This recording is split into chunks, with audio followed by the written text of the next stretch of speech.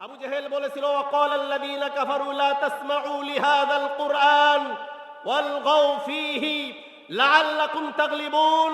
কাফেরদেরকে লেলিয়ে দিয়েছিল কোরআনের মাহফিল যেখানে সেখানেই তোমরা 144 ধারা জারি করো। কোনোভাবেই জানে মুহাম্মদ সাল্লাল্লাহু আলাইহি ওয়াসাল্লাম কোরআনের কথা বলতে না পারে, কোরআনের আন্দোলন করতে না পারে, আল্লাহর জমিনে আল্লাহর দ্বীন কায়েমের আন্দোলন যদি না করতে পারে, তোমরা বাধা দাও, মামলা দাও, হামলা দাও। আবু জেহেল বাধা দিয়েছিল। আজও যারা 16টি বছর ধরে কোরআনের মাহফিলে বাধা দিয়েছিল, যারা আবু জেহেলের উত্তর ছুরি তারা কথা বলেন ঠিক কিনা মুসলমান? অনেক এক্সপার্ট থাকে, কিন্তু মফস্বল থেকে যাওয়ার পরে টেলিভিশনে আলোচনা করা, কারণ আমি তো টেলিভিশনে আলোচনা করি প্রায় 12 বছর।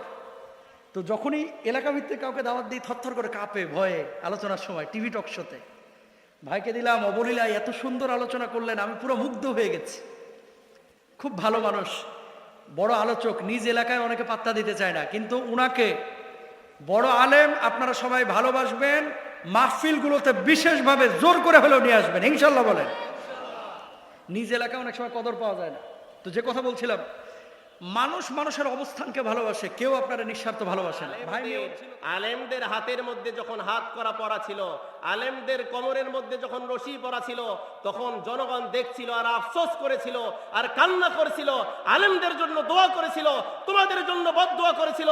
আলেমদের চোখের পানি, বাংলাদেশের কোটি কোটি মুসলমানদের চোখের পানিতে আজকে তোমরা বাতিলেরা ধ্বংস হয়েছিল, তোমাদের পতন হয়েছে। কথা বলেন ঠিক কিনা মুসলমান? কাজে আজ আর কোরআনের মাহফিল করতে, শুনতে, আসতে কোনো বাধা আছে? যদি কেউ বাধা দিতে আসবে, যদি কেউ বাধা দিতে আসে, তাকে ছেড়ে দিবেন? জোরে বলেন, ছেড়ে দিবেন? জুতা আছে সাথে? জুতা পিটা করে ছেড়ে দিবেন। কথা বলেন ঠিক কিনা মুসলমান? ওই আবু জেহেলও ধ্বংস হয়েছে, এই আবু জেহেলও ধ্বংস হয়েছে। শুধু বাকি আছে কি জানেন? ওই আবু জেহেলের বাড়ির মধ্যে ইন্টারন্যাশনাল পায়খানা হয়েছে, বাথরুম হয়েছে। এই আবু জেহেলের বাড়ির মধ্যে মাত্র ইন্টারন্যাশনাল পায়খানা বাথরুম হওয়ার বাকি আছে। কথা বলেন ঠিক কিনা মুসলমান? এটাও হবে ইনশাআল্লাহ। এই কথা বললে অনেকে আবার বেজার। অথচ আল্লাহ রাব্বুল আলামিন কোরআনের মধ্যে নিজেই ফিরাউনের চরিত্র তুলে ধরেছেন, নিজেই নমরুদের চরিত্র তুলে ধরেছেন। যারা জুলুম করে, অন্যায় করে, তাদের চরিত্র সমাজের মধ্যে মানুষের কাছে তুলে ধরাটা এটা আল্লাহর সুন্নত। আল্লাহ ফিরাউনের চরিত্র তুলে ধরেছেন, আল্লাহ নমরুদের চরিত্র তুলে ধরেছেন, আল্লাহ আবু জেহেলের চরিত্র তুলে ধরেছেন। আজও যারা মুসলমানদের উপর নির্যাতন করেছে, কোরআনের মাহফিলে বাধা দিয়েছে, আলেমদেরকে নির্যাতন করেছে, তাদের চরিত্র জাতির সামনে উন্মোচন করবে, এটা সুন্নত। কথা বলেন ঠিক কিনা মুসলমান? আমি সেই কোরআন থেকে কথা বলবো ইনশাআল্লাহ। অত্যন্ত গুরুত্বপূর্ণ আলোচনা আমি করতে চাচ্ছি। আমার কথা বলার মতো যোগ্যতা, ইলম, কণ্ঠ একটাও নেই। তারপরও আমি বিশ্বাস করি এতগুলো মুসলমান, নামাজি মানুষ, পরহেজগার মানুষ, মুহিব্বিন হাজুল হারমাইনগণ যদি আমি এই অধমের জন্য দোয়া করে, আল্লাহ রব্বুল আলামিন কিছু সময়ের জন্য তার এই গোলামকে কোরআন থেকে কিছু কথা বলার তৌফিক দান করবে। একটু জোরে বলেন না আমিন। আমি পবিত্র কোরআনের কারীমের সূরা আলে ইমরানের 46 নং আয়াত কারীমা তিলাওয়াত করেছি। সূরা মারইয়াম থেকে আমি আরো কয়েকটি আয়াত কারীমা তিলাওয়াত করেছি। এই আয়াতগুলোকে সামনে রেখে আমি আজকের আলোচনা করতে চাই, যদি আপনাদের অনুমতি পাই। রাজি আছেন সবাই? জোরে বলি আলহামদুলিল্লাহ। আমি আলোচনা করার আগে আমার আলোচ্য বিষয়টা আপনাদের কাছে উন্মোচন করতে চাই, ওপেন করতে চাই। আমার আলোচ্য বিষয় হচ্ছে আগামী পৃথিবী মুসলমানের পৃথিবী, আগামী পৃথিবী ইসলামের পৃথিবী, আগামীর পৃথিবী কোরআনের পৃথিবী, আগামীর পৃথিবী শাসন করবে মুসলমান, শাসন করবে। কথা বলে ঠিক কিনা মুসলমান? আউযু বিল্লাহি মিনাশ শাইতানির রাজিম। বিসমিল্লাহির রাহমানির রাহিম। ويكلم الناس في المهد وكهلا في المهد وكهلا ومن الصالحين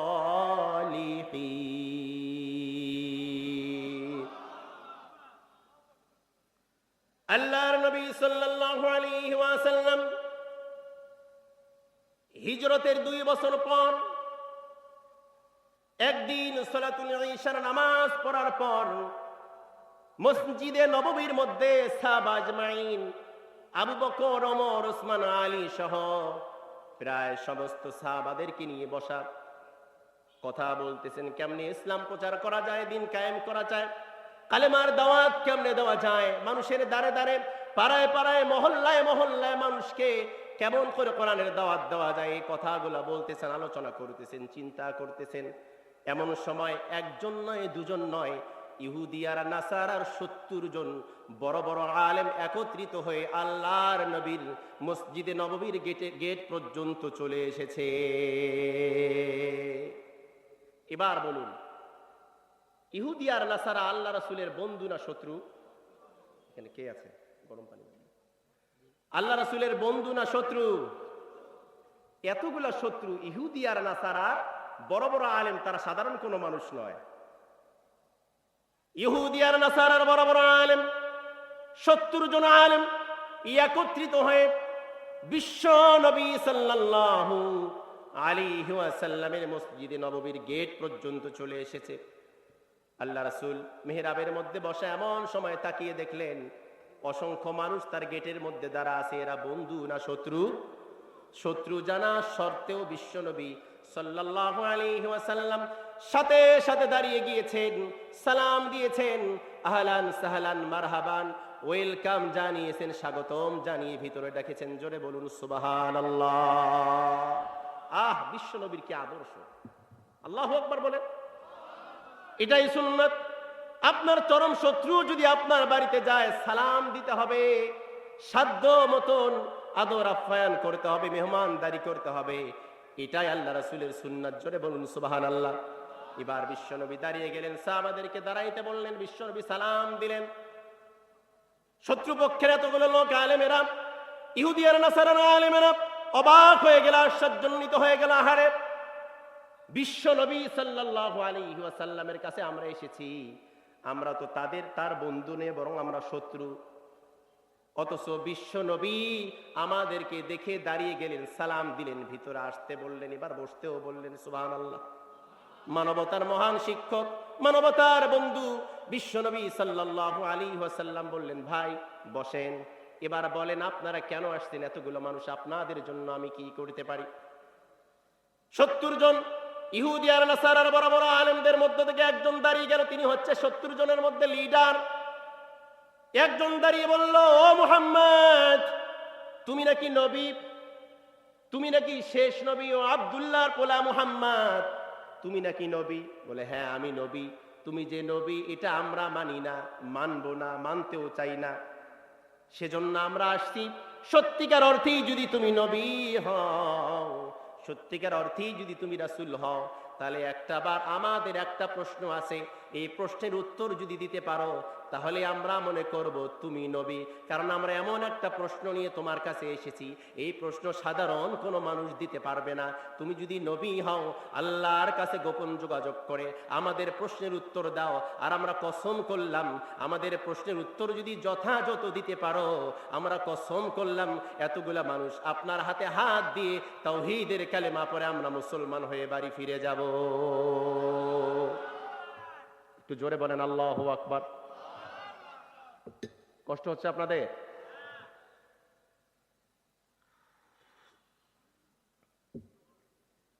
বিশ্বনবী সাল্লাল্লাহু আলাইহি ওয়াসাল্লাম তিনি চিন্তা করলেন, আহারে আমার কাজ তো মানুষকে দাওয়াত দেওয়া, কালেমার দাওয়াত দেওয়া, ইসলামের দাওয়াত দেওয়া। এতগুলো মানুষ যদি আমার কাছে এসেই মুসলমান হয়, তাহলে তো এটা দারুণ ব্যাপার, চমৎকার ব্যাপার। সুবহানাল্লাহ বলেন। আল্লাহর নবী মনে মনে খুশি না বেজার? কিন্তু প্রশ্ন সহজ না কঠিন? কি প্রশ্ন সেটা আগে শোনেন। 70 জনের মধ্য থেকে একজন দাঁড়িয়ে বলল, আপনি যদি মুহাম্মদ, আপনি যদি নবী হন, আমাদের প্রশ্নের উত্তর দেন, আর প্রশ্নের উত্তর দিতে পারলে আমরা মুসলমান হয়ে যাব। বিশ্বনবী বলল, তোমাদের কি প্রশ্ন? তাড়াতাড়ি বলো, তাড়াতাড়ি বলো। 70 জনের পক্ষ থেকে একজন দাঁড়িয়ে বলল, ও মুহাম্মদ, আব্দুল্লাহর পোলা মুহাম্মদ, শোনো শোনো আমাদের প্রশ্ন। আজ থেকে 500 বছর আগে একজন নবী এই দুনিয়ার মধ্যে আসছিল, যে নবীর নাম ঈসা রুহুল্লাহ আলাইহিস সালাতু ওয়াস সালাম। আমাদের প্রশ্ন হলো এই জায়গায়, আজ থেকে 500 বছর আগে একজন নবী আসছিল, যার নাম ঈসা রুহুল্লাহ আলাইহিস সালাতু ওয়াস সালাম। এই নবীকে আল্লাহ রাব্বুল আলামিন দুনিয়ার মধ্যে পাঠিয়েছিলেন, কিন্তু এই নবীর মা ছিল, বাবা ছিল না। আমাদের প্রশ্ন, বাবা ছাড়া একজন মানুষ দুনিয়ার মধ্যে কেমনে আসে? আর এই ব্যক্তি যখন দুনিয়ার মধ্যে এসেছিল, তার মায়ের কোলে থাকা অবস্থায় শিশু মানুষ, একদিনের বাচ্চা, মায়ের কোলে থেকে তার জাতির লোকদের সাথে কথা বলেছিল। আমাদের প্রশ্ন এই জায়গায়, বাবা ছাড়া একজন মানুষ দুনিয়ার মধ্যে কেমনে আসলো? আর একজন মানুষ জন্ম হওয়ার পরেই কেমনে কথা বলল? এই প্রশ্নের উত্তর যদি দিতে পারো, আমরা তোমার হাতে হাত দিয়ে কালেমা পড়ে মুসলমান হয়ে যাব। আল্লাহু আকবার। এবার বলেন, প্রশ্ন সহজ না কঠিন? সবাই বললেন না সহজ না কঠিন? আল্লাহর নবী এই প্রশ্নের উত্তর জানতো না। আল্লাহর নবী চক্ষুটা বন্ধ করে দিলেন। আল্লামা জালালউদ্দিন সুয়ুতী রহমতুল্লাহি আলাইহি বলেন, আল্লাহর নবীর এত পাওয়ার ছিল, এত জলিলুল কদর একজন পয়গম্বর আমরা পেয়েছি আমার ভাইয়েরা, এত সম্মান, এত মর্যাদা, চক্ষু বন্ধ করতে দেরি হতো, আল্লাহ রাব্বুল আলামিনের সাথে যোগাযোগ হতে কোনো দেরি হতো না। চক্ষু বন্ধ করে দিলেন, আল্লাহর সঙ্গে যোগাযোগ হয়ে গেল। চক্ষু বন্ধ করে মনে মনে আল্লাহকে ডাক দিয়ে বলল, আল্লাহ গো, এতগুলা মানুষ আমার মসজিদের মধ্যে হাজির হয়েছে, আল্লাহ আমাকে কঠিন একটা প্রশ্ন করেছে, এই প্রশ্নের উত্তর তো আমার জানা নাই, আমার জানা নাই, আমার জানা নাই। ও আল্লাহ, এতগুলা মানুষের সামনে আমাকে অপমান অপদস্থ করিয়েন না আল্লাহ। প্রশ্নের উত্তরটা তাড়াতাড়ি জানায় দেন, কারণ তাদেরকে প্রশ্নের উত্তর দিলেই তারা কালেমা পড়ে মুসলমান হয়ে যাবে। বিশ্বনবী সাল্লাল্লাহু আলাইহি ওয়াসাল্লাম আল্লাহর সঙ্গে কয়েক সেকেন্ডের মধ্যে যোগাযোগ করে ফেললেন। পাওয়ার আছে না নাই? কম না বেশি? সমস্ত নবীর চাইতে কম না বেশি? জোরে বলেন আল্লাহু আকবার। আল্লাহ রাব্বুল আলামিন জিবরাইলকে ডাক দিয়ে বলল, ও জিবরাইল, আর করো না দেরি, চলে যাও তাড়াতাড়ি। আমার নবীকে বড় বেকায়দার প্রশ্ন করেছে। আমার নবী যদি উত্তর দিতে না পারে, নবীকে তার নবী বলে মানবে না, নবী বলে স্বীকৃতি দেবে না, হেও করবে, নবীকে অপমান অপদস্থ করবে। আমি আমার নবীকে অপমান সহ্য করতে পারবো না। যাও রে যাও, তাড়াতাড়ি যাও, ও জিবরাইল তাড়াতাড়ি যাও। সূরা আলে ইমরানের 1 থেকে 60 নং আয়াত কারীমা নিয়ে তুমি আমার নবী মুহাম্মদ সাল্লাল্লাহু আলাইহি ওয়াসাল্লামের কাছে চলে যা। আল্লাহু আকবারের আওয়াজ নাই? একটু জোরে বলেন না আল্লাহু আকবার। জিবরাইল আলাইহিস সালাতু ওয়াস সালাম 60টা আয়াত কারীমা নিয়ে রওনা হবেন। বাইতুল ইজ্জা নামক জায়গা থেকে যখন রওনা হবেন, এমন সময় আল্লাহ রাব্বুল আলামিন ডাক দিয়ে বলল, ও জিবরাইল দাঁড়াও দাঁড়াও, একাই যাও না রে জিবরাইল, একাই যাও না। এই আয়াতগুলোর মধ্যে অনেকগুলো গোপন তথ্য আছে উম্মতে মুহাম্মাদির জন্য। একাই যাও না, এই গুরুত্বপূর্ণ আয়াত নিয়ে একাই যাও না। তোমার কাছে এক একটা আয়াতের বিনিময়ে 1000 করে ফেরেশতা আমি দান করলাম। একটা করে আয়াত 1000 ফেরেশতা বহন করবে, 2টা আয়াত 2000 ফেরেশতা বহন করবে, 3টা আয়াত 3000 ফেরেশতা বহন করবে।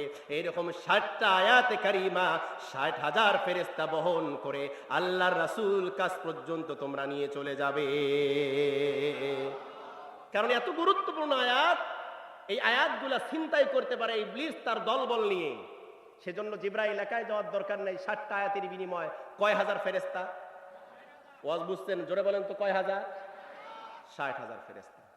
আলোচনা কিন্তু এখনো শুরু হয়নি, এই জায়গা থেকে না বললে কিন্তু বুঝবেন না। ওই জন্য আমি প্রথম থেকে শুরু করছি, শানে নজুল থেকে শুরু করেছি।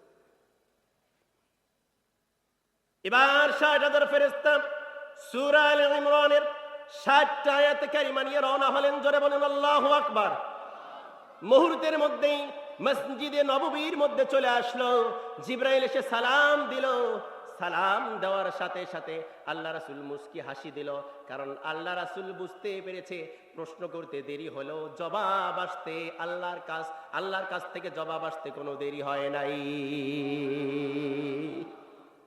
জিবরাইল এসে সালাম দিয়ে বলল, ইয়া রাসূলুল্লাহ, চক্ষু খোলেন, মাথা তোলেন, তাড়াতাড়ি ঠাস ঠাস করে বেঈমানদের প্রশ্নের উত্তরটা দিয়ে দেন। ইয়া রাসূলুল্লাহ, ইয়া হাবিবাল্লাহ, সব আয়াতে কারিমা পরে উত্তর দেওয়ার দরকার নাই। আল্লাহ পাক 60টা আয়াতে কারিমা সামারাইজ করে একত্রিত করে আল্লাহ রাব্বুল আলামিন সূরা আলে ইমরানের 46 নং আয়াতে কারিমার মধ্যে ঢুকায় দিয়েছে। তারা যেহেতু ইহুদি আর নাসারার বড় বড় আলেম, একটা আয়াত বললে তারা তাদের প্রশ্নের উত্তর পেয়ে যাবে।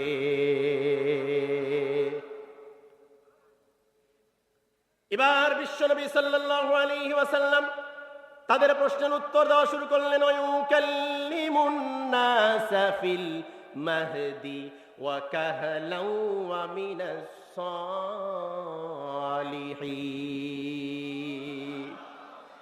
এক একটা করে আয়াত কারিমা তেলাওয়াত করব যখন, আমি আমার ডান হাত তুলে ইশারা করব তখন, ইশারা করব যখন আল্লাহু আকবার বলবেন তখন, এই কর্মসূচি চলবে ততক্ষণ, আখিরি মোনাজাত না হয় যতক্ষণ।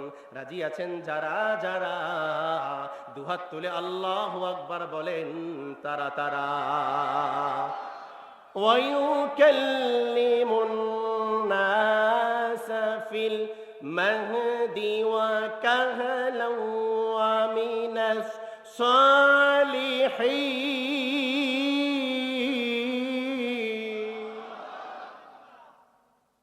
কাফের বেঈমানেরা প্রশ্ন করেছিল, ও আল্লাহর নবী, আপনি যদি সত্যিকার অর্থেই যদি নবী হন তাহলে আমাদেরকে প্রশ্নের উত্তর দেন।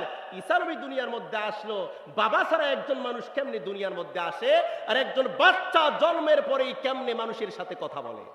সুবহানাল্লাহ বললেন না? জোরে বলেন না আল্লাহু আকবার।